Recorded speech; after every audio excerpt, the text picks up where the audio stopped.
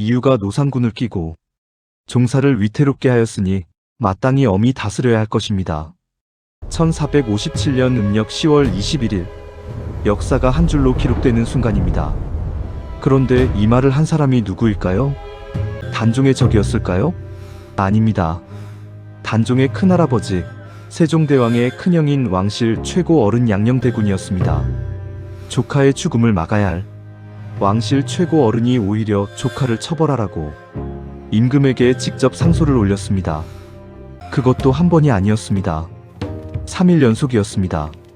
세조실록에 기록은 이렇습니다. 노상군이 이를 듣고 또한 스스로 목매어 조란이 자살했다는 기록입니다. 하지만 이것이 진실일까요? 우리가 놓치고 있는 것이 있습니다. 그 죽음에 이르기까지 정확히 무슨 일이 벌어졌는지, 그리고 누가 그 죽음을 앞당겼는지에 대한 역사의 기록들입니다. 오늘 우리가 파고들 이야기입니다. 조선 역사에서 가장 존경받는 왕이 누구일까요? 많은 사람들이 세종대왕을 꼽을 겁니다. 훈민정음을 창제하고 과학기술을 발전시키고 국가제도를 정비한 위대한 왕 말입니다. 하지만 세종이 태어났을 때 그가 왕이 될 확률은 거의 없었습니다. 세종은 태종 이방원의 셋째 아들이었기 때문입니다. 당시 조선의 법칙은 명확했습니다. 적장자가 왕위를 계승합니다. 장자계승 원칙이 절대적이었던 시대였던 거죠. 세종은 셋째였으니 왕위와는 거리가 멀 수밖에 없었습니다. 그렇다면 세종의 형들은 누구였을까요? 맏형은 양녕대군, 둘째 형은 효령대군이었습니다. 양녕과 효령, 이 두 형제의 이야기를 알아야 단종의 비극을 이해할 수 있습니다. 양녕대군은 처음부터 왕이 될 운명이었어요. 태종의 맏아들이었으니까요. 그런데 결국 왕위에서 밀려나고 미친 사람 취급까지 받게 됐죠. 정말 엄청난 추락이었어요. 태종은 아들을 총애했고 양녕은 당연히 왕위 후보였습니다. 하지만 역사는 예상대로 흐르지 않습니다. 태종실록과 세종실록에 기록된 양녕의 행적들은 충격적입니다. 양녕은 고관대작의 첩과 관계를 가졌고 심지어 자신의 아들 서상군의 첩까지 빼앗았다고 기록되어 있습니다. 아버지와 아들이 한 여인을 두고 벌인 추악한 경쟁이었던 것입니다. 이 사건은 서상군에게 깊은 상처를 남깁니다. 아버지에게 첩을 빼앗긴 충격으로 인해 서상군은 정신이 온전하지 못하게 됩니다. 실록은 그가 우라병이 생겨 사람을 죽였다고 기록합니다.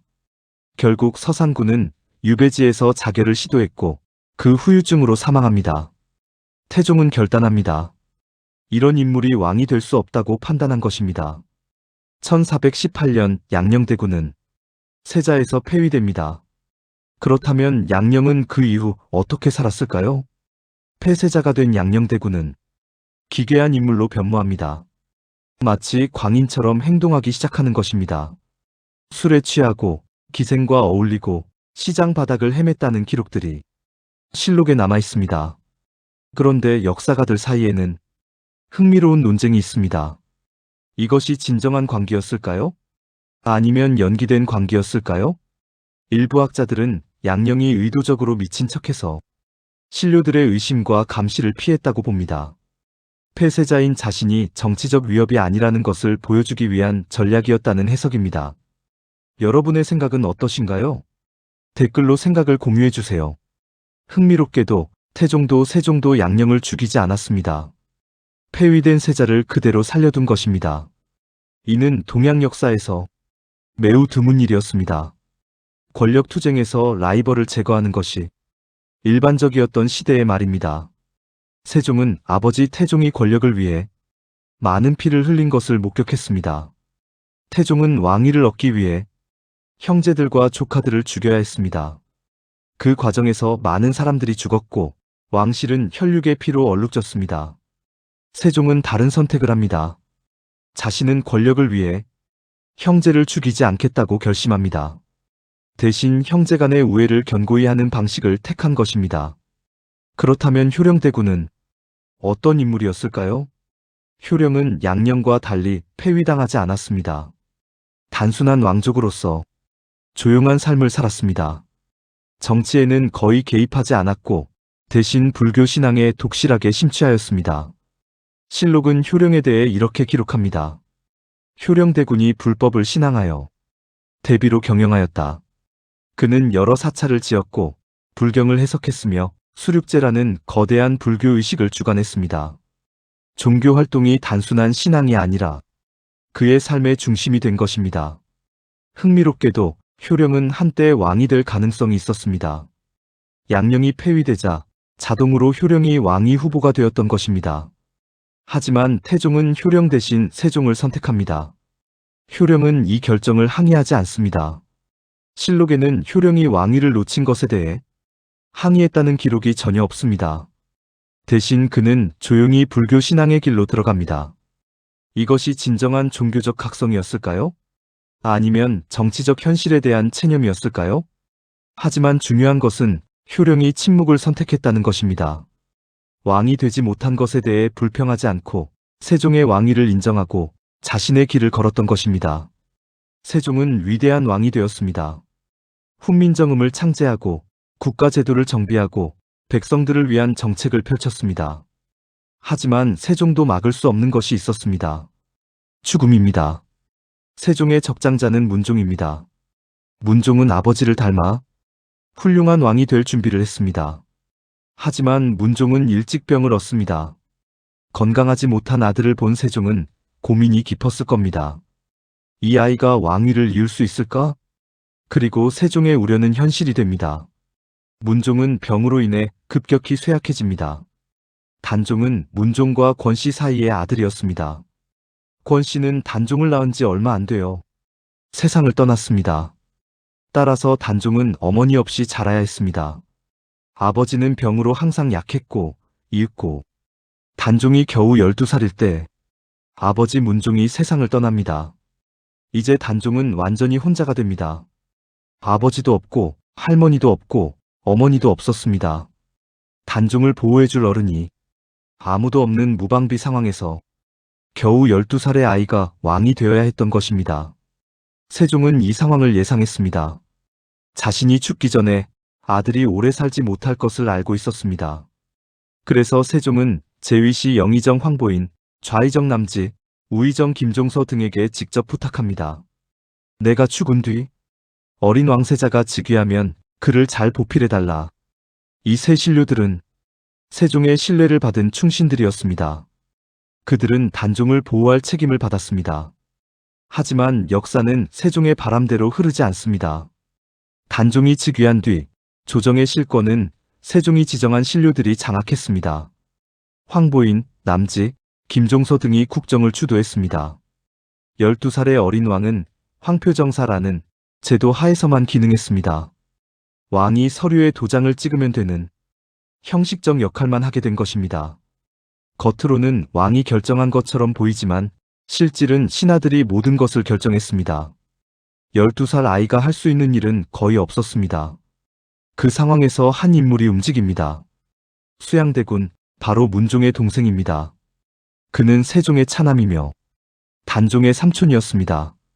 수양대군은 정치 경험이 풍부했습니다. 아버지 세종 때 여러 직책을 맡았었고 명나라의 사신으로 다녀왔으며 전쟁에도 참여했습니다. 신료들의 신망도 얻고 있었습니다.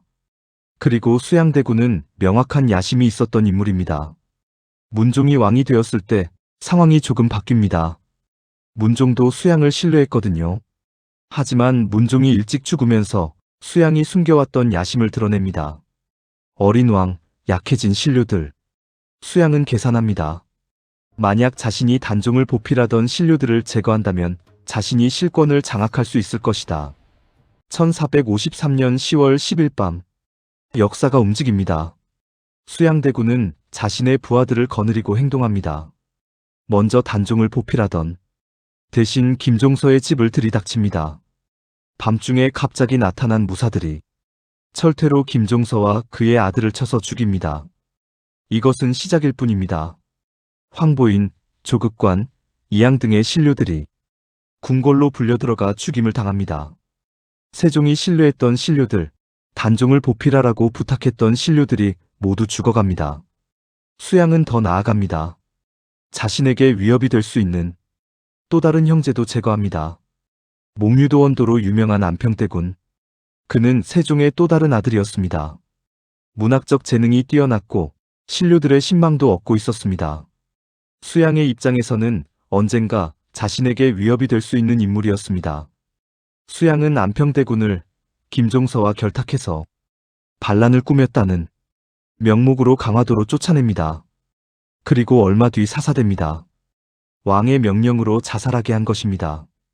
이것이 계유정난입니다. 공식적으로는 정난, 즉 난을 평정한다는 의미의 이름이 붙여졌습니다. 하지만 실제로는 무엇이었을까요? 왕권 탈취, 쿠데타였습니다. 단종은 이 모든 과정에서 무력했습니다. 겨우 12살의 어린 왕이 삼촌의 권력에 맞설 수 없었던 것입니다. 그리고 이 과정에서 우리가 다시 주목해야 할 인물들이 있습니다. 처음에 언급한 양녕대군과 효령대군, 세종의 형들이었습니다. 단종의 큰할아버지들이었고 왕실의 최고 어른들이었습니다. 그런데 계유정난이 일어났을 때 그들은 어디서 무엇을 했었을까요? 실록에는 이 문제에 대한 명확한 기록이 거의 없습니다. 계유정난으로부터 4년이 지난 1457년 10월입니다. 수양대군은 이제 왕이 되어 있습니다. 세조라는 호칭을 얻었습니다. 단종은 세조에게 왕위를 양위했습니다. 공식적으로는 자발적인 양위였지만 실제로는 강압에 의한 폐위였습니다. 단종은 상왕이라는 신분으로 강등됩니다. 왕이지만 왕이 아닌 애매한 신분이 되어 창덕궁에서 2년을 보냅니다. 그러던 중 상황이 급박해집니다. 세조의 또 다른 동생인 금성대군이 움직입니다. 금성대군은 단종을 복위시키려는 계획을 세웁니다. 훗날 사육신이라 불리게 될 신료들인 성삼문, 박백년, 하위지, 이계, 유성원, 유흥부와 함께 비밀 계획을 세웁니다. 하지만 이 계획은 한 명의 밀고자에 의해 적발됩니다. 역사는 단종복 위사건이라 부르는 이 사건이 터지면서 조정은 극도로 흔들립니다. 사육신들은 거열형이라는 끔찍한 죽음을 당합니다. 5마리의 말에 묶여 사지를 찢는 형벌입니다. 그것에 그치지 않고 그들의 가족까지 3대가 멸해집니다. 세조는 이 반란을 통해 명확한 신호를 보냅니다. 단종 복위를 꿈꾸는 자는 누구든 죽인다는 신호였습니다. 그리고 단종의 위치도 바뀝니다. 상왕이라는 신분에서 다시 강등됩니다. 이제 그는 노상군이 됩니다. 산이라는 칭호도 제거되고 단순한 노상군이 되어버립니다. 단종은 강원도 청령포로 유배를 보내집니다.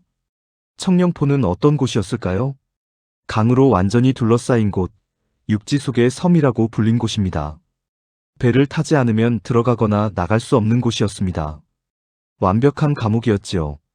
1457년 10월 18일 갑자기 궁궐에 한 노인이 나타납니다. 이제 그는 70에 가까운 노인이었습니다. 바로 처음에 언급한 양녕대군입니다. 폐쇄자가 된 지 30년이 넘은 후였습니다. 실록에는 그가 거의 등장하지 않았던 인물입니다. 세종과 문종, 그리고 단종의 초기 시대를 침묵 속에서 지나간 인물이었습니다. 그런데 이 노인이 갑자기 나타나 세조에게 무릎을 꿇습니다. 노상군을 처벌하소서. 단순한 청원이 아니었습니다. 실록의 기록을 보면 매우 구체적입니다. 세조실록 1457년 10월 18일의 기록. 양녕대군이 노상군과 이유의 죄를 청했다. 임금이 오늘은 단지 술이나 마시십시오. 이 일은 논할 바가 아닙니다. 라고 거절했다. 세조가 거부했습니다. 하지만 양녕대군은 물러나지 않습니다. 1457년 10월 19일 다음 날 양녕대군이 다시 나타나 두 번째 청원을 합니다. 이번에는 더 강하게, 더 구체적으로 청원합니다. 실록의 기록은 이렇습니다. 전일에 노산군과 이유 등의 죄를 청했으나 지금에 이르러서도 윤허를 얻지 못했습니다. 청컨대 속히 법대로 처치하소서. 중략, 제차 아래기를 대역과 같이 종사에 관계되는 것은 상냥할 바가 아닙니다. 청컨대 대의로서 결단하소서라고 했으나 임금이 윤허하지 않았다. 양녕의 말을 쉽게 풀어봅시다. 왕실의 근본을 위협하는 반역과 같은 죄는 헤아릴 바가 아닙니다. 왕실의 큰 의리로서 단호한 결단을 내려주십시오. 이것은 무엇을 의미할까요? 단종을 죽이십시오. 라는 명확한 의미였습니다. 다시 다음 날인 1457년 10월 20일, 양녕대군이 세 번째 나타납니다. 양녕대군이 세 번 노산군 등의 처벌을 청하자 대신들과 의논하겠다고 하다. 세조의 답변입니다. 대신들과 의논하겠다. 이 말의 의미를 아십니까? 실제로는 인정한다는 뜻이었습니다. 세조가 어떤 결정을 내리겠다는 신호였습니다. 1457년 10월 21일 역사실록의 기록에 따르면 양녕대군이 단종 처벌을 청원한 날, 바로 그날 단종은 죽음을 맞이합니다. 세조실록의 기록에는 노산군이 이를 듣고 또한 스스로 목매어 졸하니 자살했다는 기록입니다. 하지만 여기서 의문이 생깁니다. 정말 자살이었을까요? 이 기록은 세조 당시 기록된 것입니다. 그 이후의 기록들은 다 다르게 기록됩니다. 그래서 역사가들 사이에는 여전히 논쟁이 있습니다. 하지만 한 가지 확실한 것이 있습니다. 단종은 죽었다는 것입니다. 그것도 양녕대군이 마지막 단종 처벌을 청원한 날이라는 거죠. 그리고 더욱 씁쓸한 기록이 있습니다. 단종의 시신을 수습한 사람이 누구였을까요? 종친도 버린 단종, 그의 시신을 수습해줄 사람은 아무도 없는 것처럼 보였습니다. 그런 가운데 단종의 시신을 거둔 사람은 영월의 향리 어뭉도였습니다. 어뭉도가 단종의 시신을 수습할 당시 그것은 얼마나 위험한 행동이었는지 아십니까? 당시의 법칙에 따르면 영모를 도운 자의 가족은 3조까지 멸해졌습니다. 단종 복위 사건에서 사육신들의 가족이 모두 멸해진 것이 증거입니다. 어뭉도가 단종의 시신을 수습한다는 것은 자신의 3족이 멸해질 위험을 무릅쓰는 행동이었던 것입니다. 하지만 그는 그렇게 했습니다. 그 시신을 조용히 수습했고 장사를 지내주었습니다. 왕족도 아니고 신료도 아니고 특별한 신분도 없었지만 그 이후 가족이 닥칠 형벌을 피해 모두 뿔뿔이 흩어져 살았습니다. 평생 도망자로 살았던 것이죠. 한편 효령은 청원하지도 않았고 단종을 도우려고 나서지도 않았습니다. 계유정난 이후 효령은 더욱 적극적으로 불경을 연구했습니다.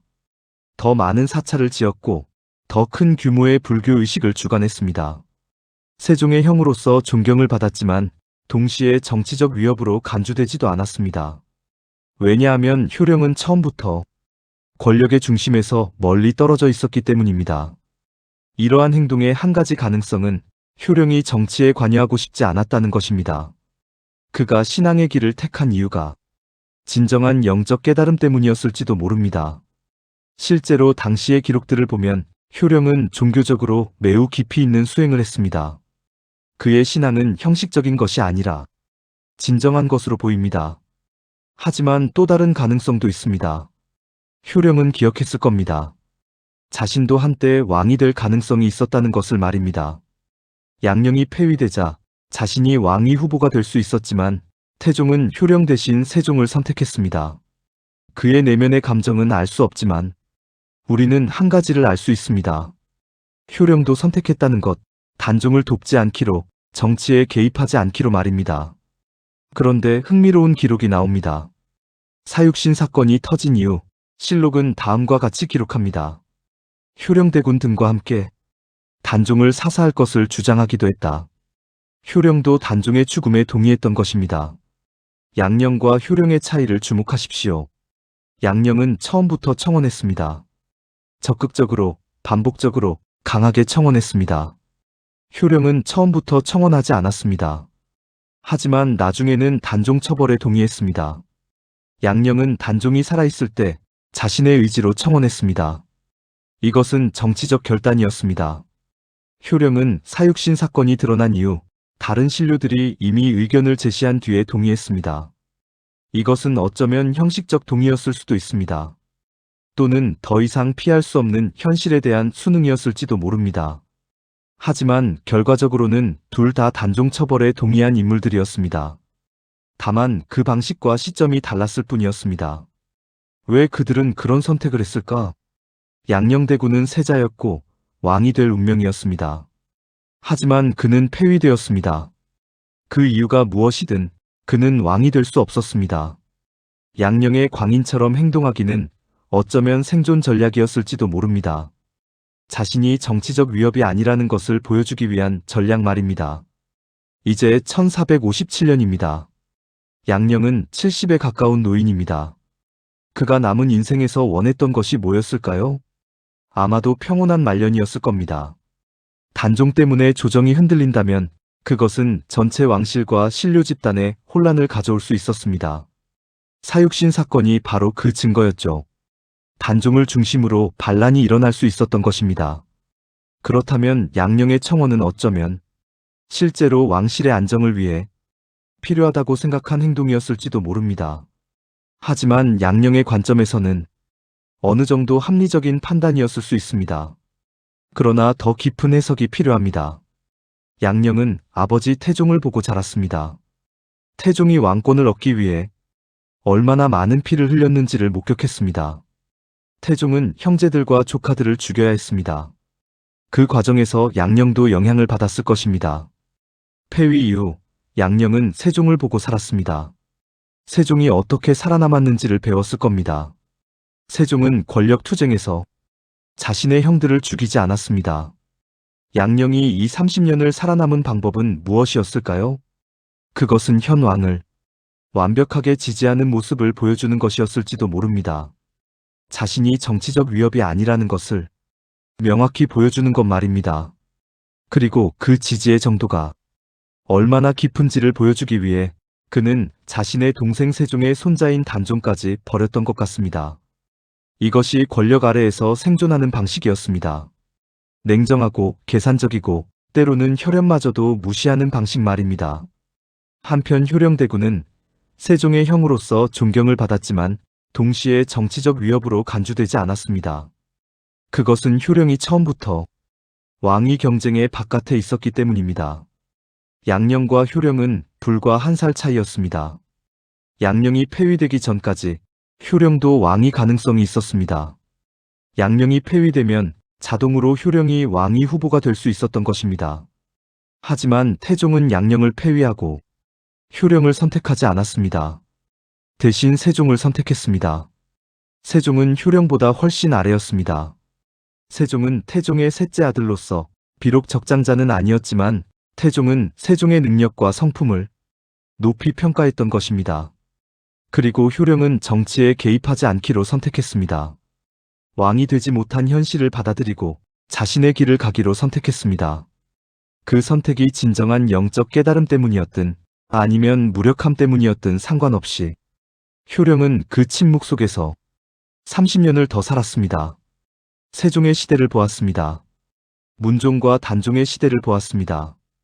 그리고 계유정난이 일어났습니다. 그의 형 양녕은 움직였습니다. 하지만 효령은 움직이지 않았습니다. 대신 그는 더 깊이 신앙에 빠졌습니다. 나중에 사육신 사건이 터진 후에 효령도 단종 처벌에 동의합니다.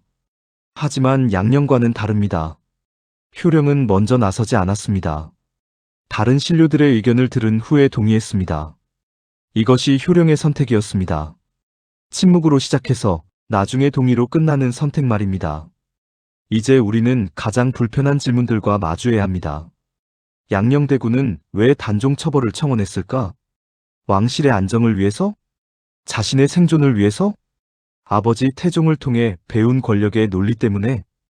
효령대군은 왜 침묵했을까요? 그것이 진정한 신앙이었을까요? 아니면 정치에서의 회피였을까요? 무력함이었을까요? 효령대군의 상소가 단종 죽음에 큰 영향을 미쳤다고 볼 수밖에 없습니다. 단종의 비극은 우리에게 무엇을 말해줄까요? 단순한 역사적 사실 이상의 의미가 있습니다. 우리는 권력의 본질에 대한 질문이 생깁니다. 권력 아래에서 인간은 얼마나 약한가? 혈연도 보호할 수 없고 의리도 지킬 수 없게 되는 것은 아닐까? 양녕과 효령은 왜 단종을 도울 수 없었을까? 그들이 원했다면 도울 수 있지 않았을까? 왕족이라는 신분이, 왕실의 어른이라는 신분이 오히려 그들을 올가매지 않았을까? 인간의 본성에 대해서도 한번 생각해 볼까요? 우리는 모두 양령과 효령 같은 상황에 처할 수 있습니다. 도덕과 생존이 충돌할 때 우리는 무엇을 선택할까요? 양령처럼 능동적으로 배신할까요? 효령처럼 침묵으로 외면할까요? 단종이 죽은 곳은 강원도 영월이었습니다. 영월에는 오늘날 청령포라는 곳이 남아 있습니다. 단종이 유배 생활을 했던 곳입니다. 그곳에 가면 강으로 둘러싸인 곳, 단종이 본 같은 강을 볼 수 있습니다. 영월에는 또한 단종 유배지라는 표지판이 있습니다. 단종 사적지라는 기념관이 있습니다. 그리고 영월의 역사박물관에는 어뭉도의 이야기가 남아 있습니다. 영월의 향리로서 자신의 삼족이 멸해질 위험을 무릅쓰고 단종의 시신을 수습한 사람 말입니다. 역사는 어뭉도를 기억합니다. 왕족도 신료도 아니지만 마지막 순간에 인간다움을 보여준 사람으로 말입니다. 양녕대군은 1394년에 태어나 1462년에 사망하여 69세까지 살았습니다. 효령대군은 1396년에 태어나서 1486년에 사망합니다. 그는 91세까지 세종, 문종, 단종, 세조, 예종, 성종 등 6대에 걸쳐 장수를 누렸습니다. 단종의 아버지 문종이 조금만 더 오래 살았다면 역사는 달랐겠죠. 세종에 이어 성군이 다스린 조선, 세종의 연구에 같이 동참했었기에 과학적으로나 학문적으로 더 발전했을 것입니다. 단종이 어느 정도 힘을 갖출 때까지 보호막이 되어주었다면 역사는 또 달라졌을 것입니다. 단종 역시 영특한 왕이었으니까요. 단종의 죽음은 우리에게 경고를 줍니다. 권력 투쟁에서 가장 먼저 희생되는 것은 약하고 무고한 자들이라는 것입니다. 양령과 효령의 선택들은 우리에게 의문을 남깁니다. 우리도 그들처럼 도덕과 생존 사이에서 흔들리지 않을까요? 여러분이라면 어떤 선택을 했을까요? 댓글로 의견 남겨주세요. 다음에는 더 흥미로운 역사로 다시 만나 뵙겠습니다. 시청해주셔서 감사합니다.